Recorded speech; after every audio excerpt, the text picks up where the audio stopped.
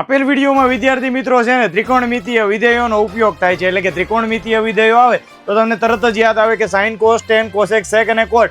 તો એમાં તો એવો તો શું ઉપયોગ થયો, ચલો તમને સમજાવું કે ભાઈ અહીંયા આગળ એટલે કે આ જે પોલ હતો ને બરાબર, એની લંબાઈ એને 30 મીટર આપી દીધેલી છે બરાબર. કેટલી? તો કે 30 મીટર. અને સાથે સાથે તો કે અહીંયાનું જે અંતર છે એને x ધારી લીધું હતું. પછી તો કે એના ખૂણાનું જ્ઞાન હતું એટલે આમ કરીને એને ખૂણો માપી લીધો કે આ ખૂણો જે છે ને 45 નો થઈ ગયો. તેથી એને સૂત્ર એપ્લાય કર્યું કે ભાઈ tan θ બરાબર સામેની બાજુના છેદમાં પાસેની બાજુ. હવે સામેની બાજુ એટલે કે આની સામેની બાજુ એ તો આપણો પોલ થયો એટલે 30, પાસેની બાજુ એને x ધારી છે એટલે કે tan 45. હવે tan 45 ની કિંમત આપ સર્વને ખબર છે 1 થશે.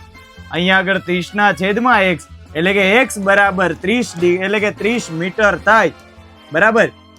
તો એવી જ રીતે જો આ પોલને એ તળિયામાંથી કાપી દેવામાં આવે તો આ પોલ આડો પડી અને સીધો ટોમના માથા પર જશે અને ટોમ જે છે પાતાળ લોકમાં.